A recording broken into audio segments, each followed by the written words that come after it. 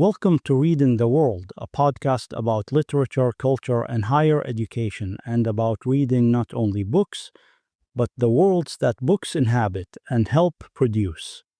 I'm Alhajji, and in this episode, I want to spend some time with the document so ordinary that it often disappears into the background of academic life. A document that students receive, skim, and then often consult only when they need to check a deadline. A document that seems at first glance purely administrative, functional, harmless. The syllabus. What is a syllabus really? Is it just a schedule, a list of readings, a contract between instructor and student, a bureaucratic form that organizes the semester? Or is it something more than that?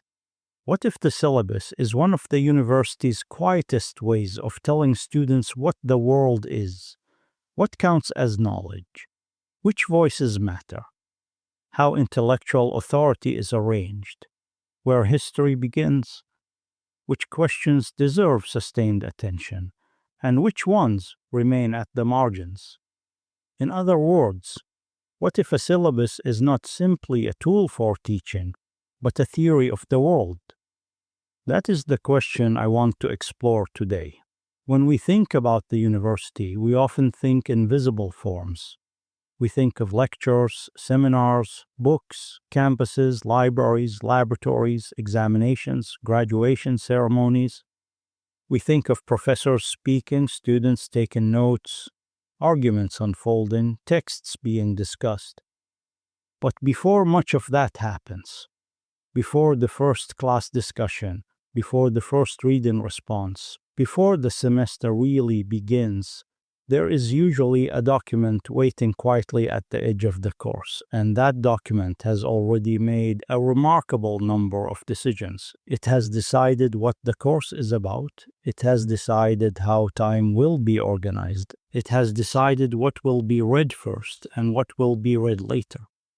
It has decided which texts are foundational, which are supplementary, and which do not appear at all. It has decided, often implicitly, what kind of reading counts as serious reading, and it has done all this in a form so familiar that it often escapes scrutiny.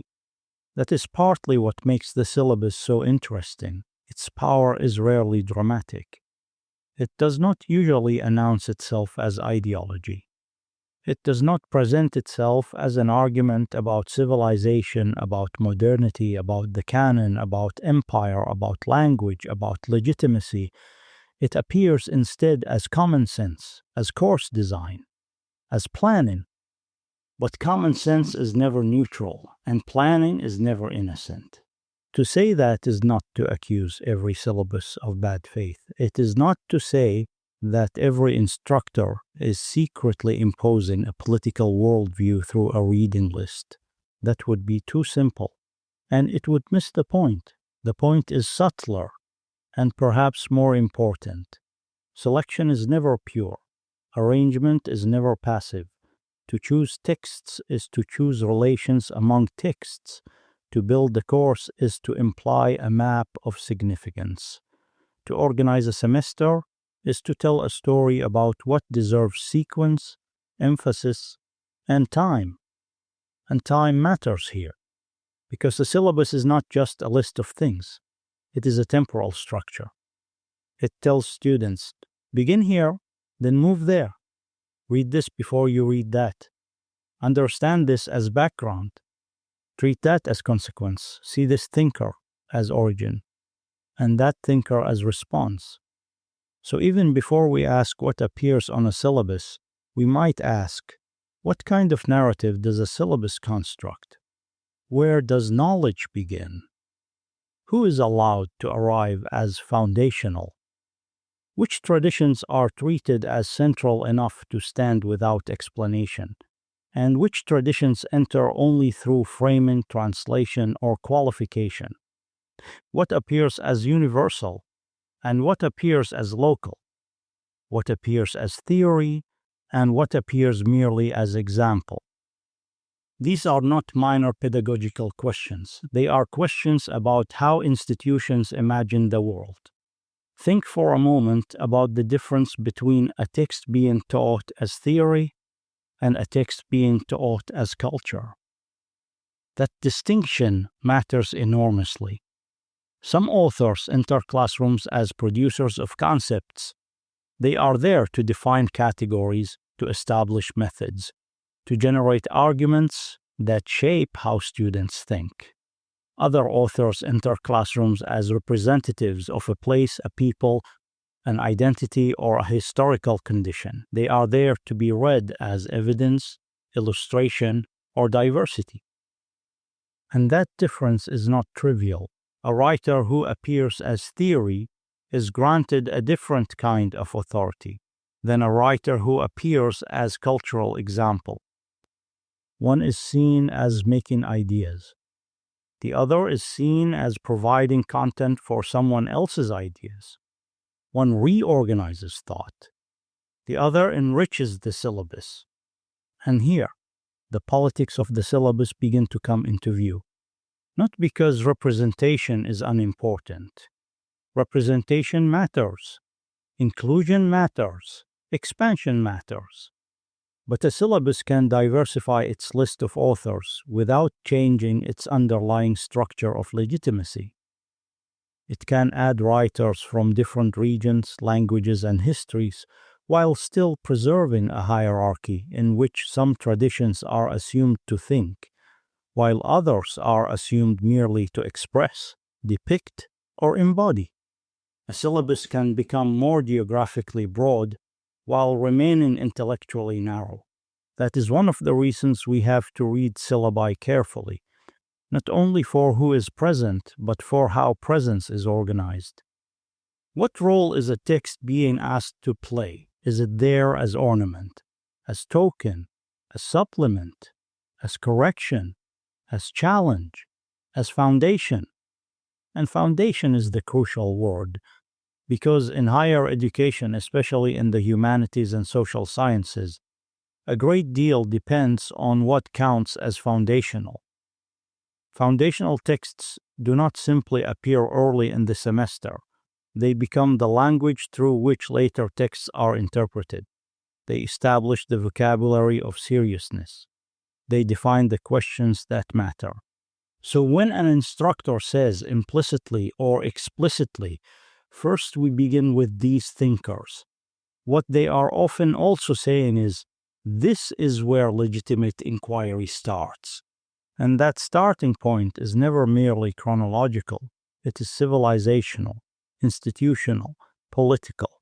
It may reflect disciplinary training. It may reflect what was available to that instructor when they themselves were students. It may reflect the publishing market. It may reflect translation histories. It may reflect departmental expectations. It may reflect accreditation requirements. It may reflect old habits inherited so deeply that they now feel natural. But inherited habit is still inheritance, and inheritance should be read. This is one reason the syllabus matters so much within the life of the university. It sits at the intersection of personal judgment and institutional structure. A syllabus may look like the work of one person, the professor who designed the course. And in one sense, of course, it is. There is craft in teaching. There are choices, emphasis, experiments, revisions. A good syllabus often reflects deep thought, care, and pedagogical imagination. But no syllabus is purely individual. It is shaped by larger systems, by what books are in print, by what texts are translated, by what the library can access, by what the department considers appropriate, by what students are assumed already to know, by the number of weeks in a semester, by assessment models, by market pressures, by curricular traditions, by disciplinary canons.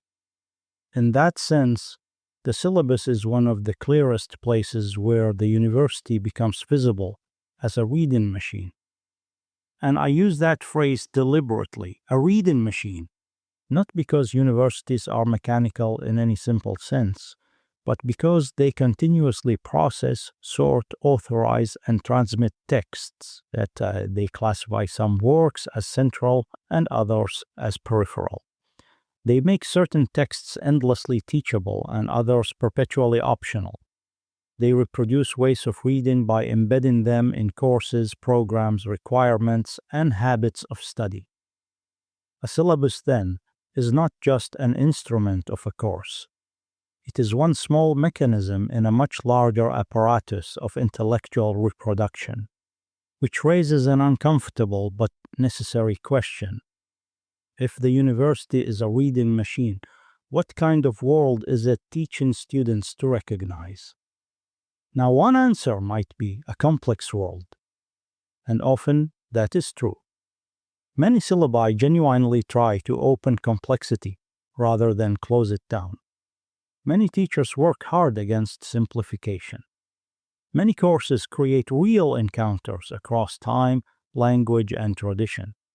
There is generosity and rigor in teaching, and that deserves to be said clearly. But complexity can itself be distributed unequally. Some parts of the world are taught as internally rich, philosophically dense, historically layered. Other parts are taught in compressed summary form.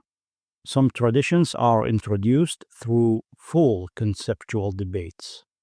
Others appear through excerpts, overviews, and thematic units. And language plays a major role here, because one of the most revealing questions we can ask of a syllabus is this: what happens to knowledge when it travels into the classroom through translation? Now, this podcast has returned many times to translation, not simply as a linguistic act, but as a cultural and political one. Translation enables reading across difference. It is indispensable. Without translation, much of what we call world literature would remain inaccessible to most readers. Translation enlarges the world of the classroom. But translation is not transparent. Texts do not arrive untouched. Concepts do not pass from one language to another without friction. Histories of interpretation, editorial decisions, market choices, and linguistic asymmetries all shape what becomes teachable.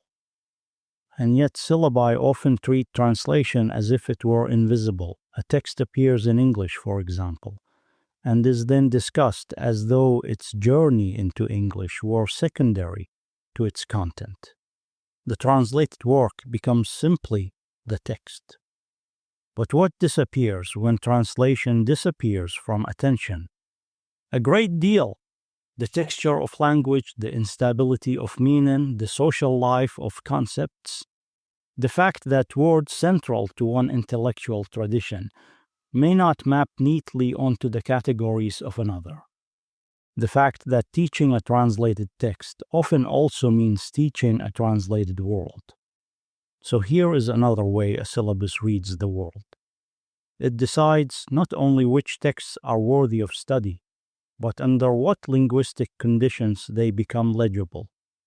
And that has consequences if some traditions are primarily encountered in the classroom through translation, while others are encountered in their original institutional prestige, already canonized, already theorized, already surrounded by commentary.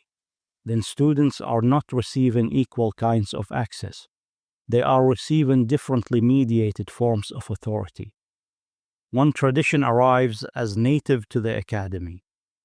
Another arrives as imported material. One seems to speak the language of analysis.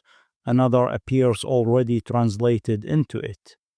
These differences matter, especially if we care about how universities shape habits of thought. Because a syllabus does not only assign reading, it trains recognition. It teaches students what to notice, what to cite, what to take seriously, what to regard as established, what to regard as supplementary, what to treat as difficult, and what to treat as familiar. And familiarity is itself political. The familiar often masquerades as the universal, The unfamiliar is often asked to justify itself. That is true in classrooms. It is true in publishing. It is true in intellectual life more broadly. And it is one reason why the syllabus deserves to be read as a cultural form. There is also a moral temptation here, one that I think we should resist. It is tempting, when talking about syllabi, to reduce the conversation to a simple language of good and bad lists, a righteous syllabus versus a flawed one, an inclusive syllabus versus an exclusionary one, a progressive reading list versus a traditional one. But real reading requires more patience than that. A syllabus is not good merely because it is broad. It is not rigorous merely because it is difficult. It is not decolonial merely because it includes authors from outside Europe or North America. It is not transformative merely because it adds more names. The deeper question is structural. What relations does the syllabus create among texts? Does it allow students to see knowledge as contested rather than settled? Does it make room for multiple intellectual genealogies rather than one dominant line with a few additions? Does it teach students to ask how categories themselves are produced? Does it present translation as a site of thought? Does it encourage reading across difference without collapsing difference into sameness? Does it allow a text from one tradition to shape the questions asked of another, rather than merely serving as comparative material? In other words, does the syllabus simply expand the map, or does it redraw it? That distinction matters, because one can enlarge a canon without changing the logic of canonicity. One can include more voices while leaving untouched the deeper architecture that decides which voices count as sources of method, theory, and universality. And perhaps that is where the syllabus becomes most revealing. Not at the level of content alone, but at the level of relation. What is next to what? Who frames whom? Which texts are explanatory and which are explained? Which works are presumed to require background, and which are allowed to stand as background for others? Which authors appear once, and which authors quietly structure the whole course? A syllabus is full of these relations, and those relations are interpretive acts. They tell students how to inhabit an archive. I think this is especially important if we take seriously the idea that education is not only about information, but about formation. Students do not leave a course only with facts or even with arguments. They leave with habits of orientation. They learn how to approach a text, how to evaluate a claim, how to situate a thinker, how to recognize an intellectual problem. They learn what kinds of reading are rewarded. And the syllabus helps produce those habits long before anyone realizes it. It says, this is what a field looks like. It says, this is how knowledge is staged. It says, this is how a semester becomes a world. So what would it mean to design, or even simply to imagine, a different kind of syllabus? Not a perfect syllabus. There is no such thing. Every syllabus is constrained. Every course is finite. No semester can contain the world. To teach is always to choose, and to choose is always to exclude. That fact cannot be overcome, but it can be handled more honestly. A better syllabus, perhaps, would not pretend to neutrality. It would not hide its selectivity behind the language of obviousness. It would make visible that every course is an argument about relation, emphasis, and method. It might say in one way or another, this is one path through a problem, not the path. These texts do not exhaust the field. This sequence is designed, not natural. These categories are useful, but they are also historical. Translation matters here. absence matters here. The structure of the course is itself open to question. That kind of honesty is pedagogically powerful because it teaches students not only to consume a syllabus, but to read it. And perhaps that is one of the most valuable things higher education can offer. The ability to recognize form where one was trained to see only function. To look at a reading list and ask not only, what am I being assigned, but also, what picture of the world is being built here? What assumptions about knowledge are operating? What history of legitimacy is being reproduced? What alternatives remain unspoken? That too is critical reading, and in some ways it is critical reading at its most necessary, because institutions do not shape us only through what they declare openly. They shape us through mundane forms, repeated structures, ordinary documents, familiar routines. The syllabus belongs to that world of ordinary power, which is why it deserves our attention. There is something almost paradoxical about this. The syllabus is at once modest and immense. Modest because it is just a course document, a few pages perhaps, dates, readings, policies, assignments.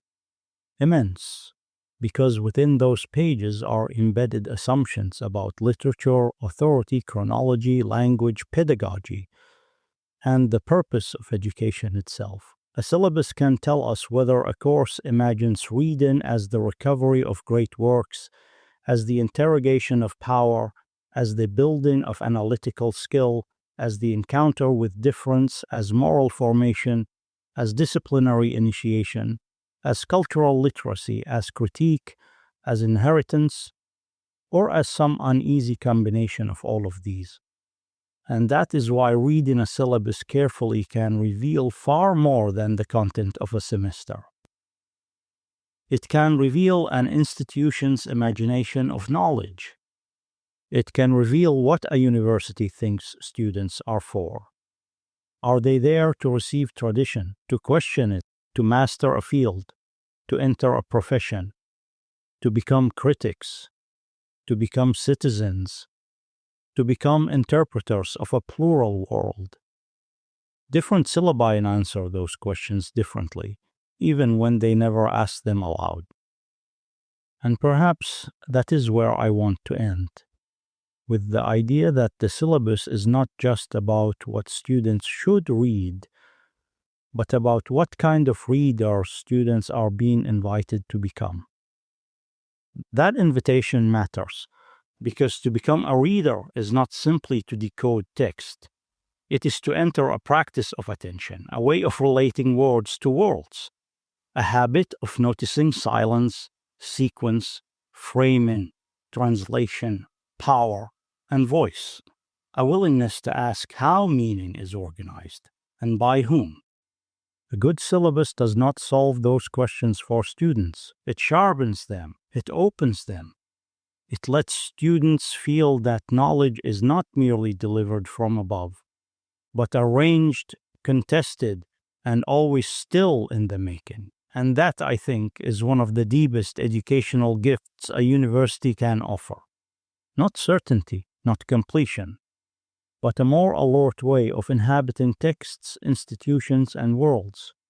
So the next time you see a syllabus, whether as a student, a teacher, or simply as someone interested in how institutions make meaning, it may be worth pausing before you move to the deadlines and due dates. Pause over the sequence, pause over the absences, pause over what is named foundational, what is named optional, what is translated, what is assumed, what is framed, what is left to the margins. Ask what kind of world is being assembled there. Ask what kind of reading is being authorized. Ask what kind of reader is being imagined. Because a syllabus is never just a list. It is a map. It is a script. It is a structure of invitation. And like all such structures, it tells a story about knowledge, about authority, and about the worlds a university believes are worth reading. This has been Reading the World. I'm Ali Alhajji. Thank you for listening. And until next time, read closely, listen carefully, and avoid the shortcut.